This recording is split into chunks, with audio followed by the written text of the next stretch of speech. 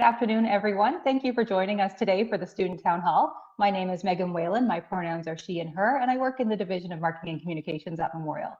I will be moderating the question and answer period of our event shortly. But before we get to that, I'd like to ask our president, Dr. Vianne Timmons, to say a few words. You're muted, Dr. Timmons. I know.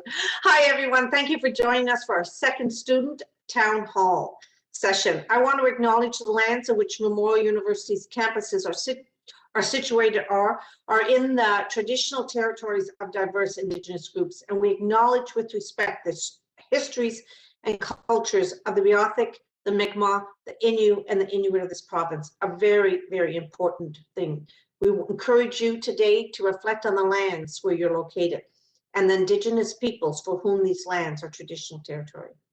So joining me today is Mark Abrams, our Provost and Vice President Academic. Donna Hardy Cox, Associate Vice President Academic. Students can give a wave. Sonja Knutson, our Director of International Office, and Aimée Surprenant, the Dean of Graduate Studies and Associate Vice President Academic. We also have representatives from the Marine Institute, Grenfell campus, and the areas throughout the university with us today, and all are ready to answer your questions or respond to any comments you may have. You know, one of my favorite things to do, especially if I'm feeling low and need a boost, is to walk around campus and talk to students. And I guess I haven't gotten a boost very much this year because I haven't been able to do that since I've been president. It's something I'm truly looking forward to. Hopefully we'll see each other in person in the fall, but until then, this is the very best we can do. So we put this event together because we know this is a tough time, and many of you are finding it difficult. I'm finding it difficult also, all of it. You've all had a tough year, and I'm sure many of you are struggling in more ways than one. You know, hopefully when we come out of this, you'll be stronger than before. And if I've learned one thing in working with you students, it's that you are resilient. You know, I watched a great video from Centennial College the other day aimed at students, and one line struck me. It said, the difference between simply being in this moment and thriving in this moment is what we learn from this moment. Well, hopefully we'll all learn something from these trying times. So let's get started. We really want to hear from you, and we can't promise to fix everything. We can't even promise to fix anything, but we can promise to listen and take your concerns seriously. We are all in this together, and together we will come out of it. Now, I'll turn the floor over to our moderator, Megan.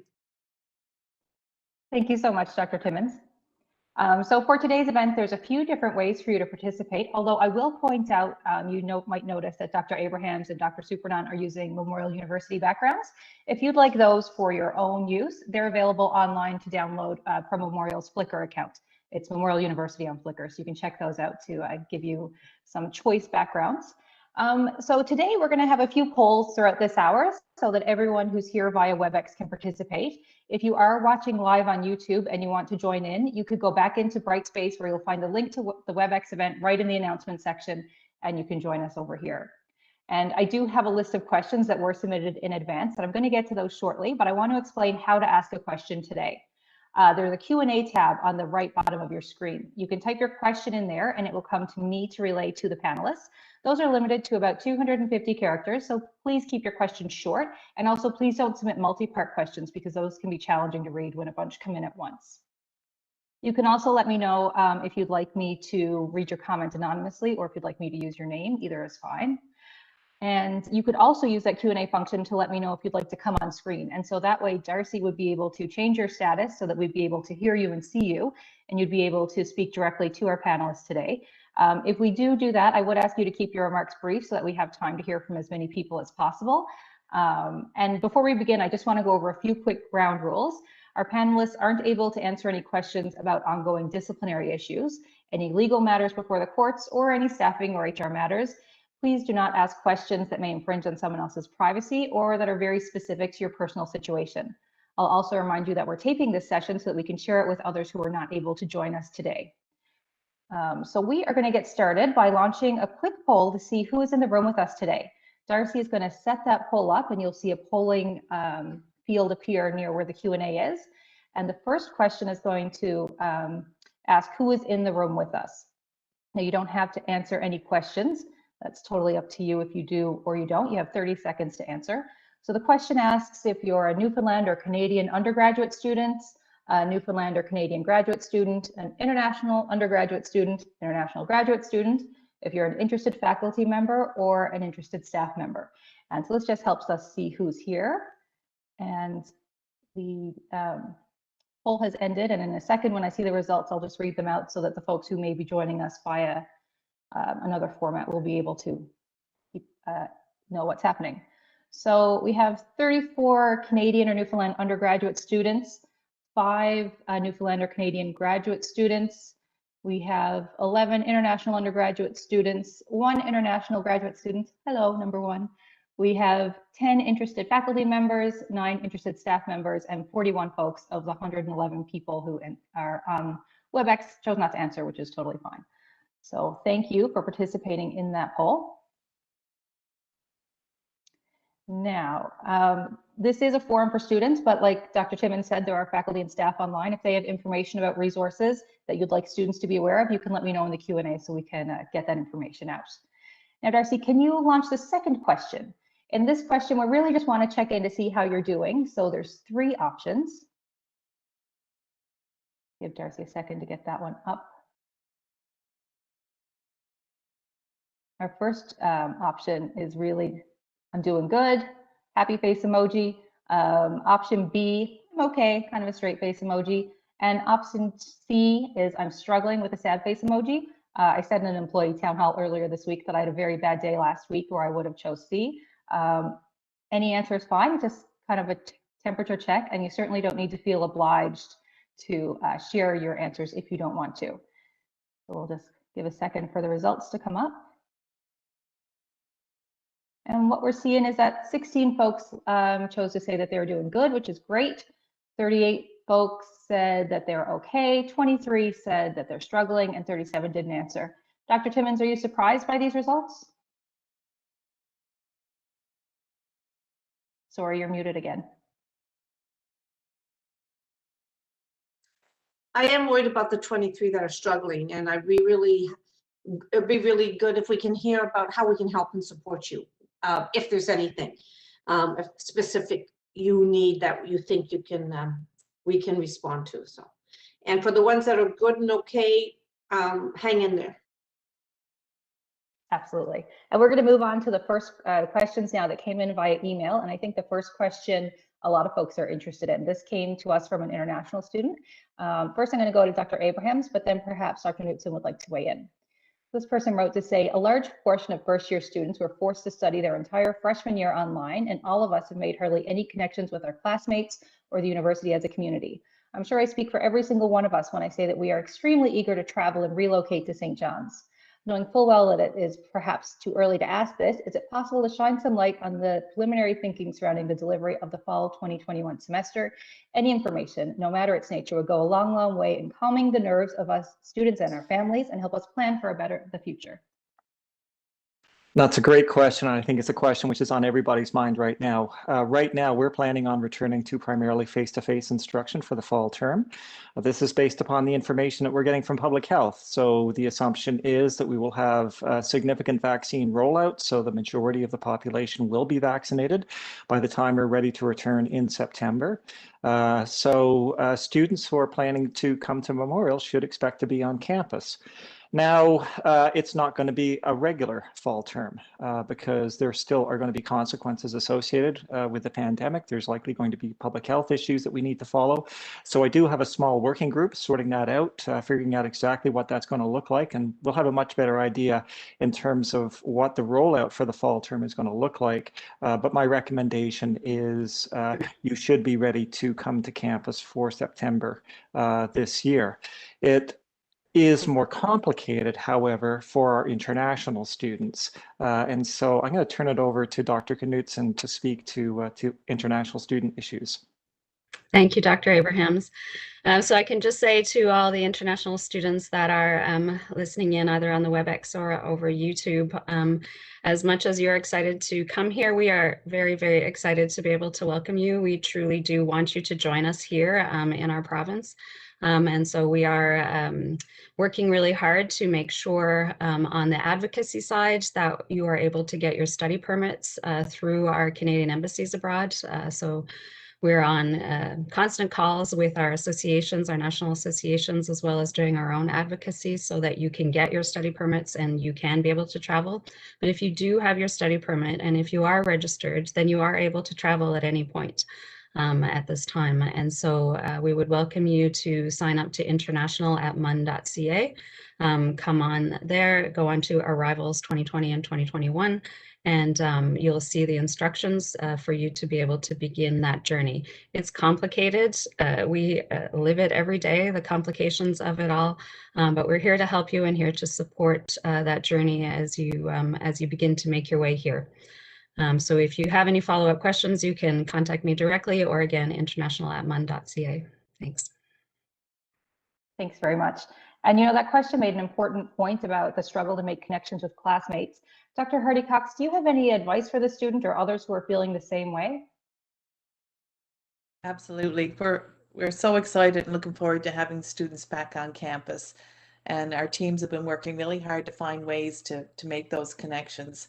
There's several ways that even today, starting today, that students can engage in. Really encourage students to explore the study buddies option and Navigate, and that's within your own class. So you can connect with other individuals in your class and sign up and meet people who are studying the same course and same topics as yourself. Also, in your MUN 101 course, you would have been introduced to a peer supporter, and we really encourage you to reach out to some of those peers that you may have met early before you started the semester. Again, another quick email for you, real easy one, ask@mun.ca, ask@mun.ca. So if you're looking to reconnect with a peer supporter, then you can certainly reach out. And the other great place, I'm so impressed by all the work that the student clubs and societies are doing. It's amazing how creative those clubs are in terms of creating activities to engage. And we have so many clubs on campus that students can become involved in. Again, if you're not quite sure where to join or how to connect in, use the ask@mun.ca, and one of our student services professionals will be glad to connect you into some opportunities to meet other people. Thank you. Thank you very much. Our next question is about academic matters, so I'm going to ask Dr. Abrahams to answer. But if any other panelists would like to weigh in, you can let me know by raising your hands. This person wrote to say, I'm curious if the university would be considering a pass-fail option this term. I know myself and many other students have been struggling like we never have before. Mental health has taken a hit across the board and we're fighting to stay afloat. Every day is nothing short of a struggle with no human interaction and your only company being a laptop for anywhere from 6 to 12 hours. And this person went on to say, believe me, I advocate for mental health and care for mine. I take medication, spend ample time outside with my dog, have a loving partner helping me to keep sane, but nothing is working anymore. Pandemic is no one's fault, and the response from students is one that no one could have expected, but we're all fighting and looking for help however we can get it. If you want to take on the pass-fail question first, Dr. Abrahams, then we can talk about mental health. Yeah, no, my heart goes out to you, and you're certainly not alone. It's an issue that many of us are struggling with. With respect to the pass-fail option, we retain the capacity to award students a pass-fail option. This is done at the instructor's discretion, so they can award a letter grade or they can award a pass-fail grade. If the instructor chooses to do so, it is important that they advise their department head or the dean that this is what they are doing. It's also very important that in courses that have multiple sections, that if we have one section which is opting to go with a pass-fail option, that same opportunity must be made available to students in all sections of that course. So so the bottom line to your question is yes, the pass-fail option does exist. Does anyone have any comments on mental health for students? Dr. Hardy Cox, go ahead. I believe our director of the Student Wellness and Counseling Center is also online with us today, but we have many resources that are available to students who are seeking assistance at this time. All of our physicians and our counseling staff are providing services remotely. Also, there's a very good roster of online resources that they've identified for both in the community and as well as on campus. In addition, we recognize that there has been a gap for students who are studying outside of the country to access some of the mental health services, and that's in relationship to limitations regarding the licenses of our counselors and how far afield they can provide their services. So right now we are looking at an initiative that should be rolling out very soon to address that particular situation. I really encourage students to reach out. We have tremendous resources that are identified on our Student Wellness and Counseling Center website and in our communities that can be supportive at this time. Really encourage people to reach out if they need help. Thank you. Catherine McLaughlin submitted a question right along those lines. So Catherine, I think your question was answered there, but if it wasn't, feel free to let me know in the Q&A and we can come back to that. And I'm actually going to ask Darcy to launch our next poll question because that person mentioned social isolation, and we know that folks are struggling and managing with a lot of things right now. And so this question helps us to kind of get a sense of what other people are managing in addition to their studies, and it might help us feel a bit less alone with our struggles. Again, you only have to answer a question if you want to do so. And WebEx polls don't allow us to write in responses. So if there's something you'd like to share beyond that list, you can do so in the Q&A, and I'll read out anything that comes in. But what this poll asks, it says, I'm also managing elder care, school-age children, preschool children, living alone, social isolation. And like I said, if you wanted to write in something else, you can feel free to do so in the Q&A function. I have a preschool child at home. He's 3, and it is very challenging. And I can only imagine having to manage multiple courses on top of that. So I certainly do appreciate how hard it is for everyone in these times when you have multiple things pressing on your mind. What we're seeing here, we have some folks 6 who responded to say they're dealing with elder care, 2 people, school-age children, 1 person with preschool children. It wasn't me, so that's at least 2. Living alone, we have 17 people, social isolation, 26. So you can see that folks are managing a number of different things right now. And let me just pop back over. Someone responded to say they have an infant at home. So, you know, it's not easy to manage all of these things at once. Panelists, what do you think? I think it's very challenging. And we don't have any solutions to how to manage children at home, but the biggest thing you can do is take care of yourself. That's the most important thing to be able to take care of others. So I would really encourage you. I noticed Megan Andrew put something up that I wouldn't mind responding to. If we can go back to the questions. Sure, let me scroll back up and find that. So Andrew said, let's be real, this isn't the first town hall and it's likely not going to be the last. Very little has been done to make actual change, and these such events have proven to have a political motivation at its core. Online learning was a temporary adaptation that was never taken seriously. How about we get business and we talk about the real issues instead of stuff like study buddies?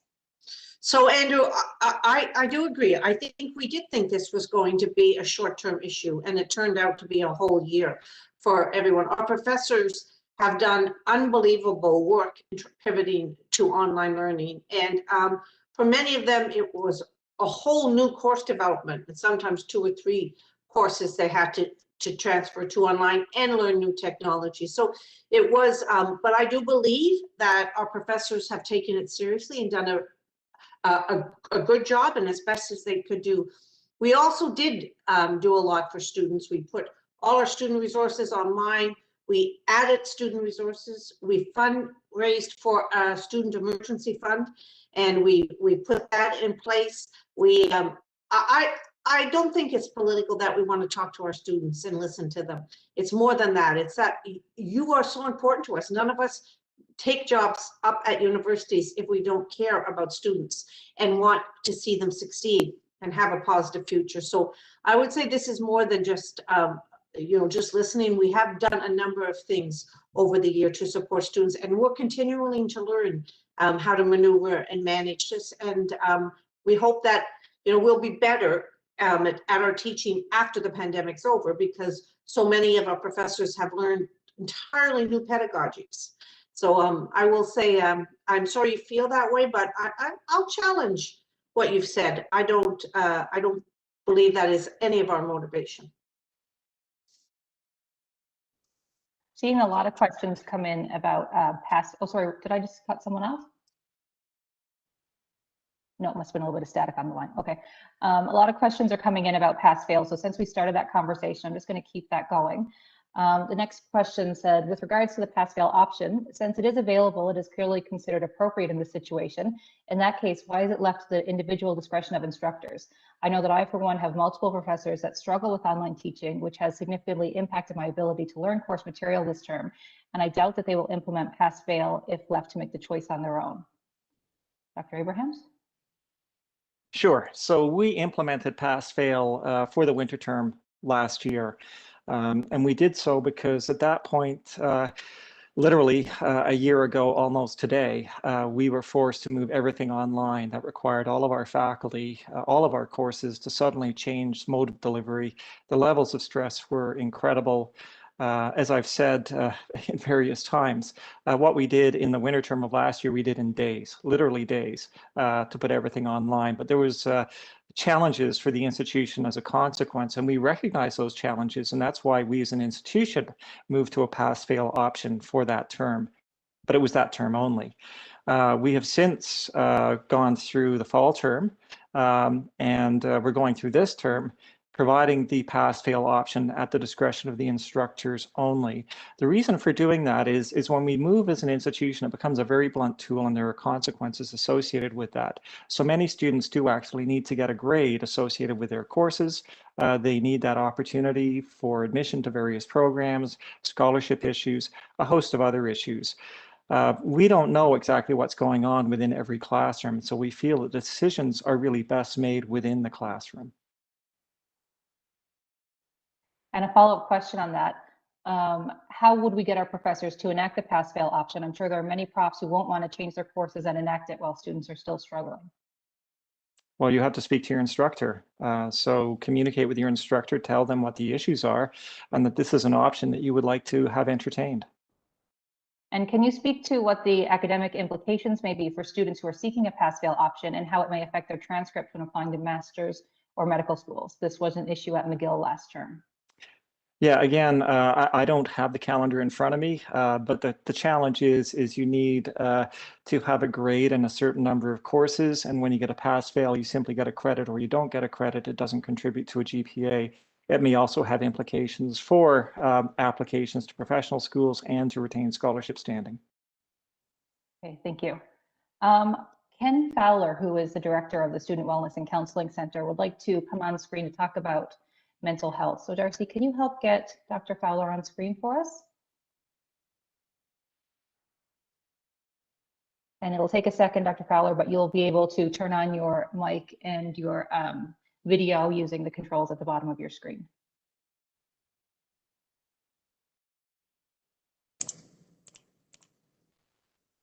You're unmuted. Can you try speaking? Hi, how's it go? I was trying to weigh in on the comment before, but I just discovered a way to do it. So thanks for inviting me on. So I've been here at the Wellness Center since August 1st, and it was a really great way to start a career with the Wellness Center. But we've been incredibly busy, and ever since we closed campus last winter, we've been deemed an essential service. And what we had to do was try to switch to virtual support for students. So I think we've done that really, really well. To date, we've seen, well, since the fall, we've seen 1,250 students ask for help for mental health counseling. And among our physician group, the visits that they've experienced, approximately 4,000 physician visits involve some sort of mental health support as well. So we've been incredibly busy. But the trick was to try to make sure that students could access us very quickly and effectively. So we've developed this portal. So if anyone needs any help, please go to our website. What I usually do to check the website out is swcc.ca. MUN, and just Google search that. It will bring you right to our website. And there's a button we created and click on it, Request Counseling Services, and it will take you right to our portal where you put information in, and you'll be directed immediately to our intake person to align you with an appointment. So this new system that we developed cut out a bit of delay time to get students help. So please follow the instructions and reach out to us, and don't feel that you have to be unwell enough to connect with us. Connect with us. Please make the first call, and we'll try our best to align you with counseling support. And in the meantime, if something is really pressing and you want to speak with someone, we have community partners that we've developed a really good relationship with. And one is Channel, which is a consumer support group, and they have a warm line, and that's listed on our website as well. And you can talk to individuals 7 days a week from 11 a.m. to 11 p.m. And so you can register for us for counseling and also avail of these services as well. So hopefully this is helpful. And sorry I wasn't able to jump on earlier when the topic was raised. We actually have another question for you, Dr. Fowler. Sure. A student is wondering why there is a limit on the number of sessions students can avail of with the counselor. Yeah, great question.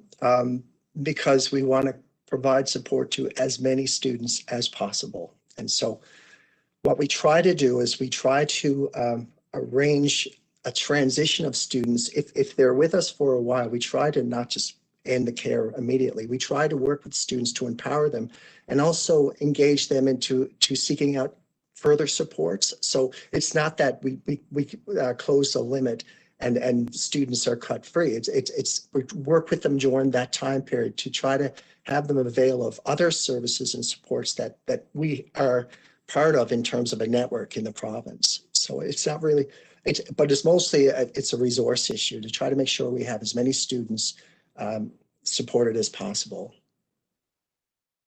Great, thank you. Yep. Darcy, you can change the status, but Dr. Fowler, if it comes up again later and you want to come back on, you can just let me know using the Q&A Sure. function and we can make that happen. Perfect, thank you so much. Oh, you're welcome. So I'm going to move back over to some of the questions that came in via email. And the next question was about remote teaching. So I'm going to ask Darcy if he could bring Colleen Collette from CITL on screen to help answer this question. And I'll get started reading it while Darcy does that. So what has been done to aid instructors in presenting remote classes? Some of my professors have been competently teaching remotely since we switched to this, while others still, a year into working like this, cannot figure out how to do basic things remotely.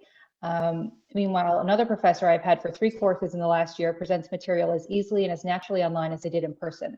Is anything being done to help the professors that clearly struggle with online teaching? Hi.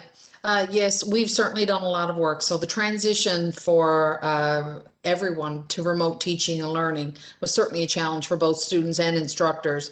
CITL has developed a number of programs and supports for both instructors and students that have been widely used. We've also surveyed all of our students and instructors to see where work was needed and where we needed to do some things. And we use that info to really help guide some of the changes and additions that we've made to our programming. Thank you very much. The next question I have is about academic misconduct, so I'm going to direct that towards Dr. Abrahams. There's been a lot of talk surrounding academic misconduct in the last few months, and I feel the responsibility of that has fallen strictly on students. I can only speak from my experiences in the engineering faculty, but there are numerous occasions that I can speak to where professors are using the same lecture notes, assignments, and midterms from year to year, and often have TAs responsible for conducting tutorials and correcting all but the exams. We've been warned by several of our professors, as well as the head of our discipline, of the serious consequences of academic misconduct, but why is this not reflected by the actions of our professors? In conjunction with this, some professors are using unrealistic measures to prevent academic misconduct, such as the way the Brightspace quiz tool is being used to make only a single question available at a time, as well as some absurd proctoring methods. For most of the students that I've had a chance to speak with, the strong contrast in approaches and apparent view of academic misconduct is very frustrating. The person did go on to say that the head of the discipline is doing a great job at reaching out to students and taking concerns seriously. So I'll just pass it over to you, Dr. Abrahams. Yeah, so there's a lot to unpack in that question. And I'm not really sure, to tell the truth, exactly what the question is, other than to say that faculty are obligated to maintain a professional duty to develop and maintain their scholarly competence and effectiveness as teachers. So that's in their contract. So if what you're describing is true, and this is taking place over multiple years, then this is something you really need to take up with the administrative head of the academic unit. So it sounds to me like the discipline head is engaged, and this issue really needs to be brought to the attention of the discipline head for their attention.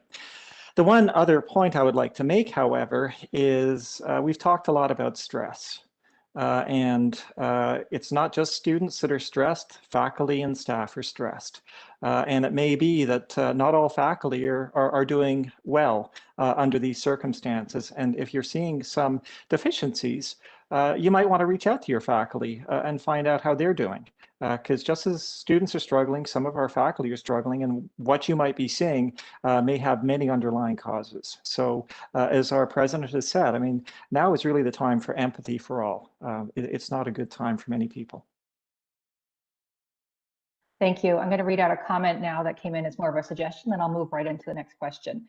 This person said, I do agree that professors have done well in adapting to the new environment of learning. The main issue I've seen in the 2 semesters so far is a lack of centralization or unity between classes. When looking up course offerings, the terms of remote/distance learning are no longer informative. Having the classification of asynchronous or synchronous lectures will be more beneficial and allow a more unified plan for courses of the same category. And all this feedback that comes in like that, we will share with folks in the appropriate units to look towards actioning. The next question said, hi, Dr. Timmons, thank you for being so involved with your students and faculty during the course of the pandemic. I always look forward to watching your videos and admiring how you demonstrate empathy towards your students. As a student who has really been struggling with remote learning, I appreciate your kindness so much. Thank you so much. I wonder if, Mark, you want to talk about why there's some asynchronous and non-asynchronous courses? Sure, absolutely. So when we first started down this path, one of our concerns was student bandwidth access. And so we encouraged many of our faculty to go with asynchronous teaching, if at all possible, because that makes the material much more available to people who don't have very good internet connections. The challenge, of course, is when you're asynchronous, there's not an opportunity for interaction with the person teaching the course. So many faculty have struggled with this. So many of our courses actually are a little bit of both. Some asynchronous offerings in combination with the opportunity for interaction with students through synchronous offerings. Thank you. Dr. Timmons, although remote learning has improved drastically from March 2020, many students still face a larger workload, increased stress, increased strain on their mental and physical health. Does Memorial feel that remote learning is a long-term solution, and is this affecting how quickly we return to campus? It is not a long-term solution. We've watched and seen how our students really miss the contact. Same with our professors and our staff. So we will be coming back to campus. There will be, I anticipate, an increase in online course options. And what I think we'll see and hybrid courses. What I think we'll see our students do, is look at more customized learning packages, some online, some face-to-face. But I do not see us going totally online. I do see an increase in online and hybrid courses, but we want you back. We want you back with us. So we're looking forward to being able to see you in our classrooms, to see you in our hallways, to see you interacting, to see you at the music performances, at the basketball games. We want you back on campus. Thank you. The next few questions I have are from a graduate student, and they're related to research. So I'm going to ask Darcy to bring Dr. Ray Gazine on screen. Dr. Gazine is the Associate Vice President of Research, and between he and Dr. Surprenant, they'll be able to answer these few questions that came in. But perhaps we can start with Dr. Gazine briefly outlining the yellow level of research activity where we are now and what that means specifically for students and for fieldwork. Yeah, thanks, Megan. So as of yesterday, we launched the process to be able to significantly ramp up on campus research activities effective next Tuesday. It will be largely limited by density limits, which have been set by the risk office at the university. But in short, if you need to be on campus to undertake your research, and the research can be done respecting the density limits of the various rooms involved, through the request process, that should be able to be facilitated. There is a density calculator that has been provided as guidance for the researchers to kind of get a sense of what can and cannot take place within the rooms. We've asked researchers and the deans to be creative about scheduling to make sure that if people need to go in shifts, to be able to access what they need and respect the density limits, that be done. And then finally, where on-campus spaces just can't accommodate the number of people who need to be in there, then we've put in place a priority, and that would be research involving undergraduate honors thesis students who are obviously in the critical stage of their programs, thesis-based graduate students who are in the latter part of their programs, and postdoctoral fellows who are near completion. We're hoping that the vast majority, though, of the requests can be accommodated by simply complying with the density limits and scheduling or staggering access. With respect to the field work, again, effective Tuesday, low risk in-province field work, except in Labrador, that complies with memorial travel restrictions will be possible to start to resume. And at this time, and hopefully we'll move beyond this fairly quickly, the field work must not include overnight stays nor multiple people outside your bubble traveling to the field sites in the same vehicle. And that was something that we had in place about a year ago as well. All of this hinges around having effective health and safety plans for the activities. And one of the things in particular I appeal to you as students is to take an interest in these. We have had concerns over the past year that in some cases graduate students have been involved in on-campus activities that have been requested through various processes, perhaps haven't been aware of the health and safety plans, and therefore there may be risks that you're not aware of can be mitigated by following the plan. So I guess I just conclude by saying we are looking at trying to get everybody who needs to be back on campus. But of course, if you don't need to be on campus to continue to make progress in your research, then consistent with the appeals from the Chief Medical Officer of Health, we're asking people who can work remotely to continue to do so. But if you need to be on, then I think most activities will be able to resume fairly quickly. Okay, Darcy, don't let Dr. Gazine go yet, because that student did have another few questions. If students are unable to enter the school in a safe and responsible way to conduct their research and learn the technical skills they came to learn, how can we, the students, be expected to graduate feeling confident we can succeed in the workplace? Dr. Surprenant, do you want to take that one? Yeah, sure. So that's a difficult question because there are some skills that need to be done and learned in person. My advice would be to work with your professors to find out if there are alternative ways of gaining those skills. One of the actual advantages of this situation is that we can attend seminars and conferences around the world that we were never able to attend before. And so you can take advantage of that sort of resource in order to find a different pathway to learn the same skills.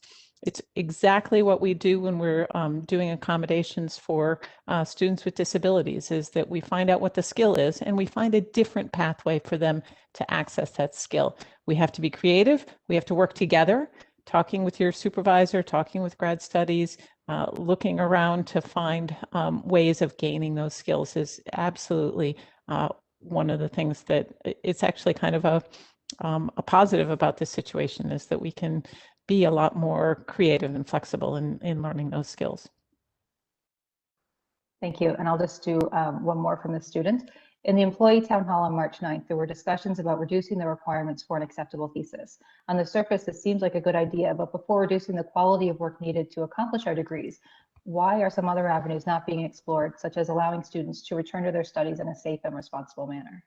So if I said that, I misspoke. I did not mean that we were going to be reducing our standards in any way.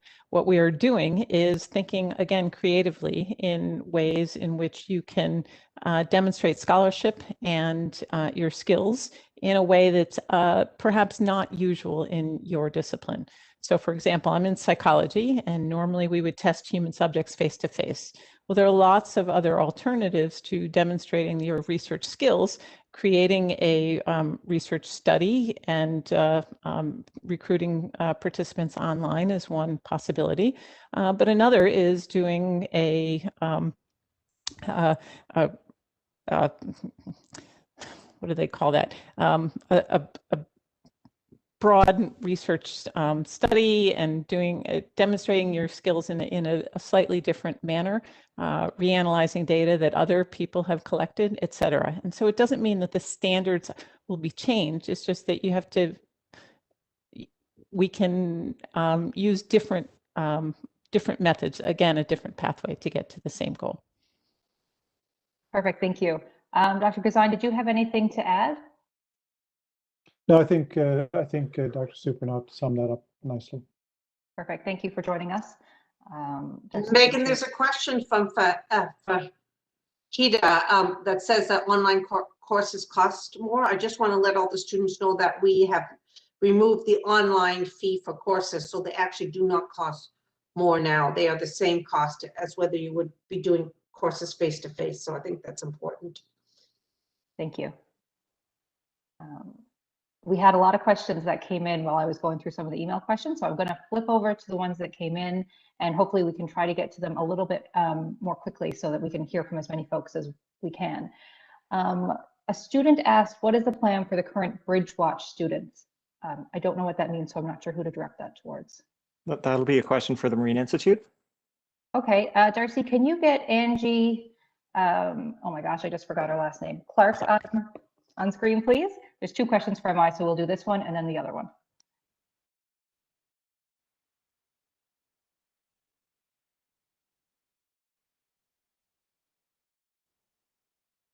Hi, everyone. Happy Friday. Thanks for that question. So we do have two technical certificates groups that were mostly on campus starting this semester. So those two programs, the Bridgewatch Technical Certificate and the Marine Diesel Mechanic Technical Certificate, those courses were suspended when we moved to Alert Level 5. So as of tomorrow, Saturday, we are moving into Alert Level 4, and the School of Maritime Studies is now aggressively planning for a plan to have students back on campus. As soon as those plans are in place, we will be speaking with those specific groups. So on our campus, we have been doing individual town halls with student classes, understanding that there are unique complexities to some of the cohorts. So I would include the technical certificates in those cohorts. I will say that if the student wants to reach out to me directly, if they have questions, I can absolutely do that. And we have set up a general student support email. So studentsupport@mi.mon.ca, and they can email that as well. Perfect. Thank you, Angie. You actually answered, that was the same question that came through. So thank you for your feedback there. And Darcy, you could change Angie's status. Should say Dr. Clark's status. So our next comment gets back into the pass-fail option. We did have a lot of questions coming around there. I'm not going to go through all of them just so that we can get to some of the other topics. But this one said, I want to thank Vianne for her kindness and compassion regarding the email I sent. Your leadership is very admirable. I'm grateful that leaders are advocating for pass-fail option for us. As I understand it now, students must reach out to professors requesting this. This causes more anxiety for us. Secondly, a motion for pass-fail semester would be incomplete without extending the academic prejudice drop date, as this is how it was last winter. Dr. Abrahams, do you want to comment on that? Yeah, again, the circumstances between winter term last year and winter term this year really are very different. And that's why we had extended the drop date to where it was. This term, I mean, we planned for remote learning this term. So while we're prepared to move to pass-fail, there's not really a justification for changing the drop date or the drop without academic prejudice date. Thank you. Next question from Sonja. I think that you answered it privately, but it would be good to answer for everyone in case there are other folks in this boat. This student said, I'm coming to Canada by the end of April and my 14-day quarantine is taken care of with Memorial University. Quick question, are you hearing any news that the mandatory hotel quarantine will be canceled? To be honest, $2,000 is a bit too expensive. Yeah, thank you for that question. We did significant advocacy to the federal government, really significant on many different platforms, to try to explain to the federal government that the provinces were looking after international students in a really robust, managed way. But the federal government decided to treat everyone the same. And so despite having these robust plans for every university and college in Canada, the federal government decided that they were also going to impose this time at the port of entry for any arrival. So that means that you do still have to arrive at the port of entry. So generally Toronto or Montreal for people bound for St. John's. And you have to be tested, and then you have to wait for your test results. Two pieces of good news that we've only learned through the experiences of students who have gone through this, because it's been very difficult for us to get any information. But students are reporting that the costs are far lower than they had anticipated. It does depend on the which hotel that you decide to book. So you go into the federal booking system and you can choose the cost. And some of the prices are as low as, from what we understand, about $150 a night. The other thing is that it's often not the full 3 days that you have to stay. In Ontario and in Montreal, it seems like their lab results are available fairly quickly. And so a lot of students have been able to come here with only a day or two delay. So that's been, the good side of it, but we do understand it's really challenging. It's been hugely challenging for us trying to manage it, and we know that that our confusion doesn't help you. So we have been trying to keep ahead of it, but yeah, it's been very challenging. We do continue to advocate. I am on a call this evening with the National Association, and we are continuing to advocate to the federal government to reverse that. But in the meantime, this regime is in place until the federal government decides it's not going to be, and we've heard that that will continue through the fall. Thank you. Next question. What systems are in place to regulate the faculties and by extension the professors? Everything seems to be in the hands of individual professors with very little oversight or consistency across board. This has been a substantial source of problem. Additionally, is there a central location for regulation or guidelines that can be referenced in light of the remote learning platform that can be accessed to see what the university is doing for this? Dr. Abrahams? Yeah, I'm not sure I understand the question. So the query, I assume, has to do with central oversight of what's taking place within individual classrooms. In terms of faculty performance, faculty are required to submit an annual report associated with their activities in the past year. Depending upon the academic program in which they teach, there will be academic unit program reviews that will review the overall programs. Now that's reviewing programs more so than what's taking place within an individual classroom. But again, the administrative head of the academic unit is responsible for oversight of teaching within their unit. So that's where the responsibility would lie. And maybe I'll speak to that. Our professors do have autonomy. They have academic freedom. Their classrooms, we cannot provide oversight on their content in their classrooms. They're PhD trained and experts in the field. But students' feedback is welcome and always encouraged. So if you see something you're very concerned about, we would encourage you to step up and let the head of the know or the dean know. The other thing I'll mention, there's been a lot about why should we have to advocate for a pass-fail. I will mention that the provost has, asked the deans to make sure that the pass-fail option is communicated to all professors. As young adults, it's going to be tough, I know, but you have to advocate for yourselves on this one, on the pass-fail. We can't do a whole across the board because there are some students who do not want the pass-fail option, and we need to be able to be fair to everyone. So I know it's tough. I know it's hard for you to go up and ask a professor to consider the pass-fail, but I'm going to encourage you to do it, to step up. I know it's outside many of your, your comfort area, but our professors are concerned about you. They care deeply about you, and they'll be receptive to you stepping up and asking. Mark, do you have any comments to add to having students advocate for themselves?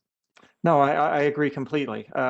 So just to repeat what Dr. Timmons said, I mean, your faculty are human beings. They are compassionate. You explain to them the circumstances. I'm sure they'd be willing to accommodate. But you have to reach out and make that effort on your own. It's not something we can really do university-wide. The next question I want to bring up is related to CEQ, course evaluation questionnaires. This person says, it's been bothering me that we cannot do CEQ this year. If we don't get to complete the CEQ, how will the departments and you guys know how the profs are doing with their courses? I'm currently taking a course and I do not even know what the professor looks like. It's not an online course, it's a remote one. However, I've never received any lectures from them. All we do is read lecture slides. If a course is not great, why can't we have a CEQ? And can we at least have the option of choosing pass-fail? Dr. Abrahams? Yeah, so right now we're in the process of revamping the CEQ process. So there is a Senate committee which is working on revising that, but at this point in time, we don't have a CEQ mechanism for students to provide their feedback. This is, it's not meant to be a permanent arrangement. We're simply trying to develop a better system over the one that we were previously using.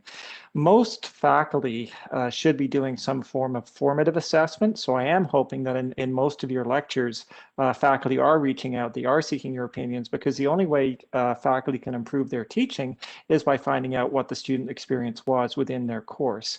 And those formative assessments go back to the individual faculty themselves. However, we do not have a mechanism at this point in time which provides student feedback to the university with respect to how teaching has gone on. With respect to the pass-fail option, again, you should be able to reach out to the person teaching that course and request the pass-fail if that's what you would like to do. Thank you.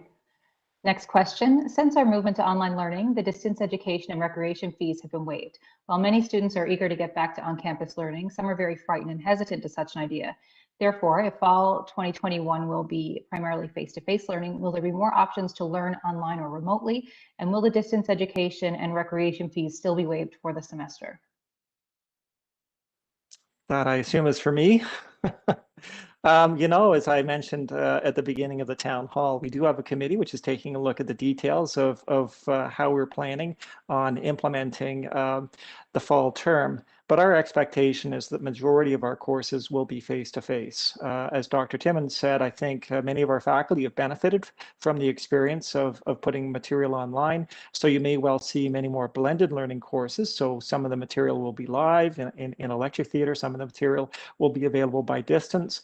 I don't think that we're going to be offering a large proportion of our courses remotely. We will be returning to our distance education courses as we have done in the past, and we will be adding to those, but not enough, I think, to do an entire program. Next question. I would like to ask about why tuition has remained the same with all of the changes and students not on campus. Dr. Timmons?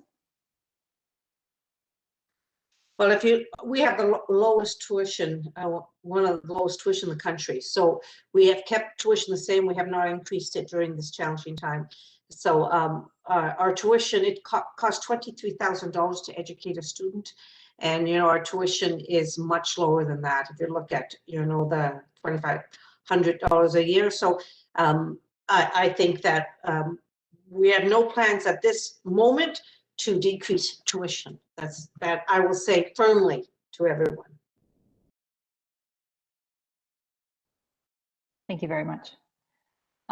For international students that come from different curriculums where grading and course plans differ from the ones followed at Memorial, it can be hard to understand and get used to the new changes, especially with the semester being wholly online.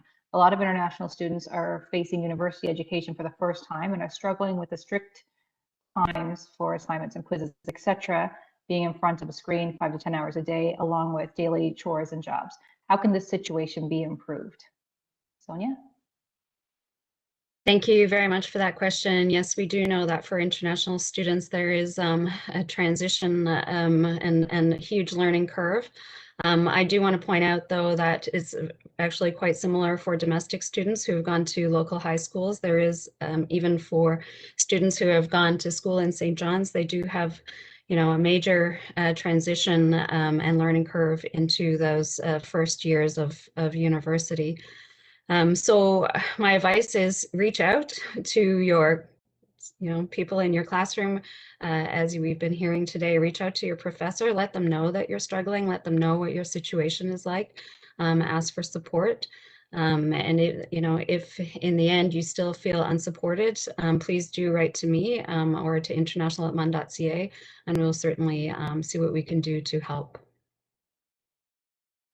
Thanks. We're down to 5 minutes left, so I'm going to try and squeeze in a few more questions. I know we weren't able to get to all of them, but we will look through this feedback and share it appropriately and share answers more widely as well. Next question. At what alert level would study rooms and space be once again available to students on the St. John's campus? Dr. Abrahams. Yeah, that's a good question.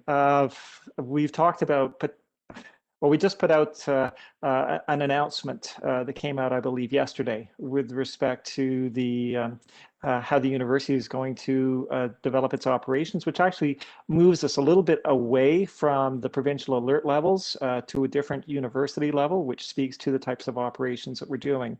So I would advise students to take a look at that document that we sent out yesterday in terms of how we plan to reactivate the campus.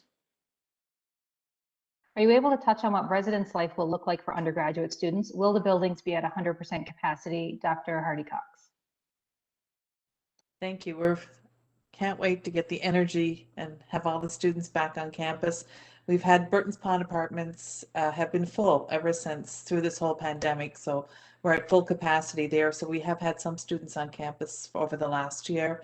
The Director of Housing and Ancillary Services has his team, and you'll be hearing lots more about that in the days ahead.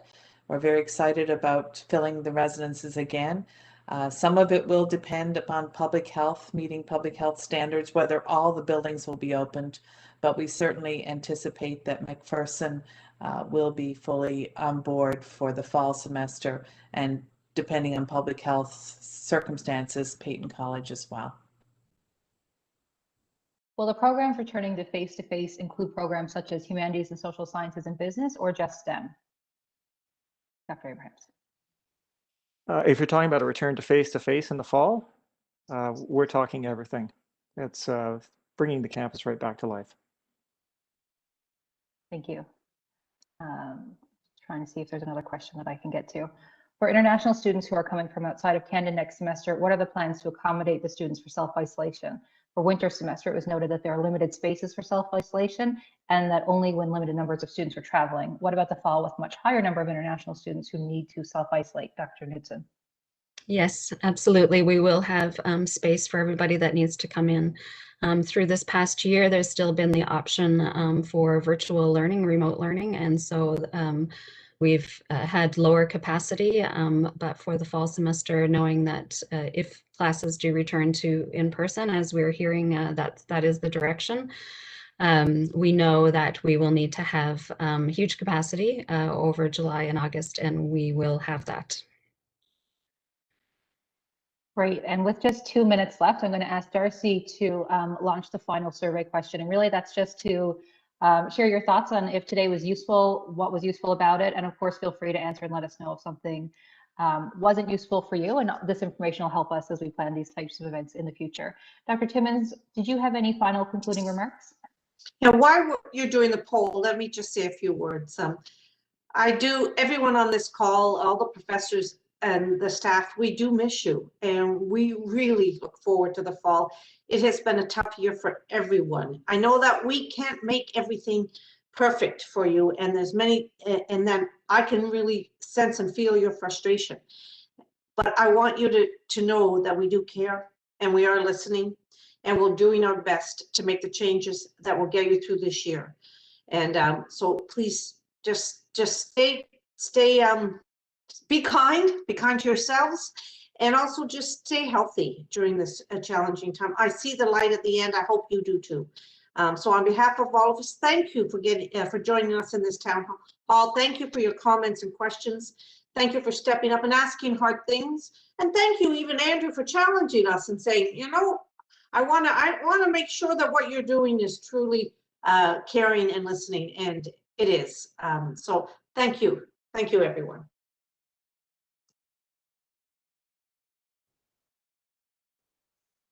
Thank you. We can leave the WebEx open for the last few minutes for folks to conclude their answering the survey question, but if you are finished, you can feel free to log off. Thank you all for joining us today. We really do Stay appreciate safe, it. everyone. Take care.